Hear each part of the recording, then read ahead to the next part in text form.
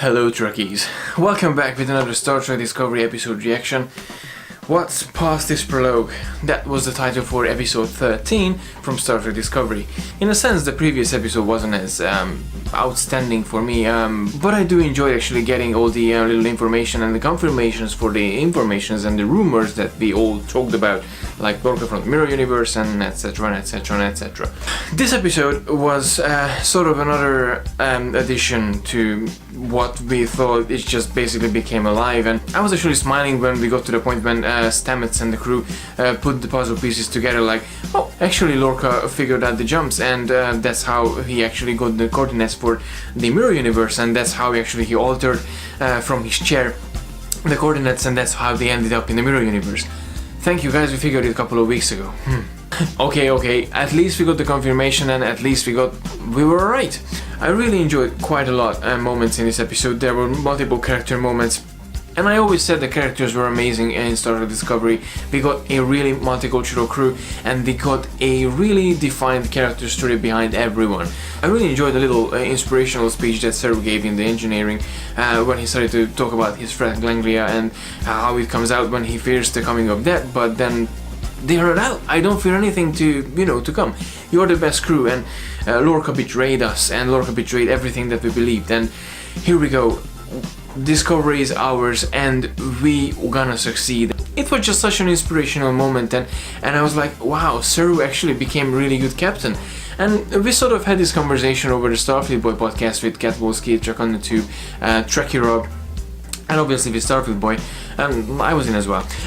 So we had this discussion about Saru as how he could actually become the captain of Discovery once Lorca has been eliminated. That actually happened in the episode. So it's actually really interesting to see Saru becoming the captain, and Saru becoming this inspirational character in Discovery and for Discovery, for the crew of Discovery. I really enjoyed the part when Tilly actually gave an inspiration to Stamets as well, and they put together the puzzle pieces to how to actually use the big giant Dragon Ball that she has in the ship and everything, how to blow up and get the mycelium network regenerate itself and then just ride the wave and go home. That was really inspirational as well from Tilly, and we got to see this beautiful balance between the two characters that I really enjoyed, and every episode there's some really interesting character balanced character moments that I can enjoy, and I really love those moments.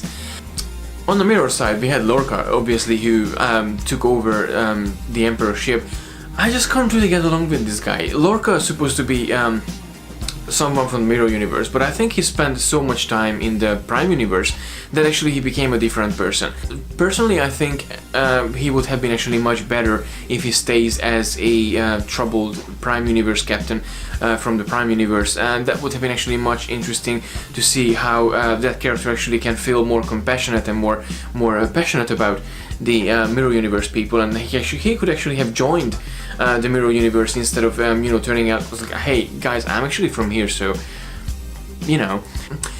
There was a moment when Jojo had a little hope in her character, and I really enjoyed that little scene at the end when she was talking to Burnham, like, okay, you have to go back to your own universe, and I'm gonna get you some time, and you go and you live.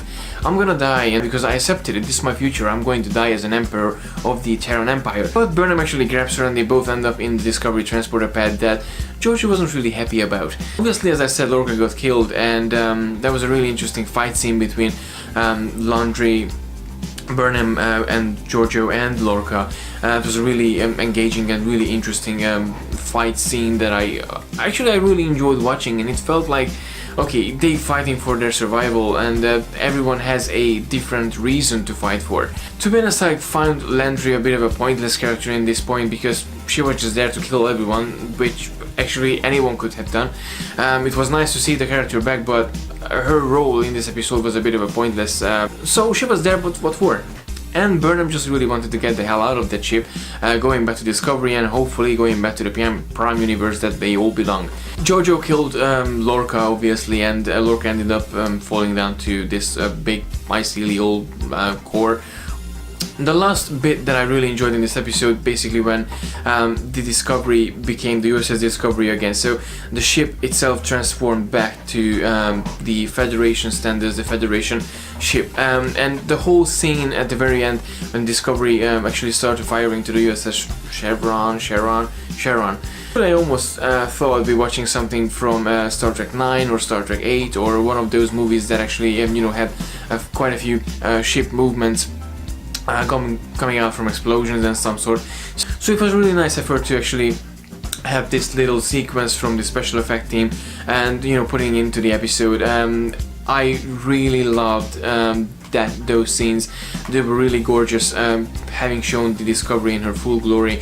And the more I hated the design at the beginning, I really start liking the design of the Discovery itself.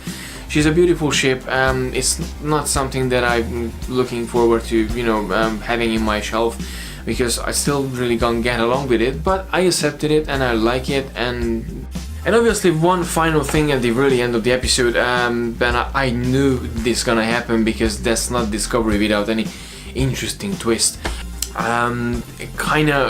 Discovery started to become as a Star Trek Sliders, when we all end up in a different sort of possibilities, different sort of time zone, different sort of universe. In this case, I know we ended up in the Prime universe, that they said it on screen, so it's confirmed, it's part of the canon.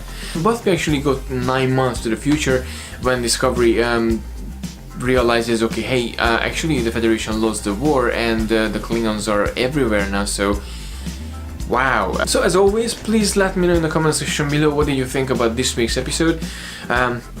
And what was your favorite or least favorite moment? What did you think about this episode in general?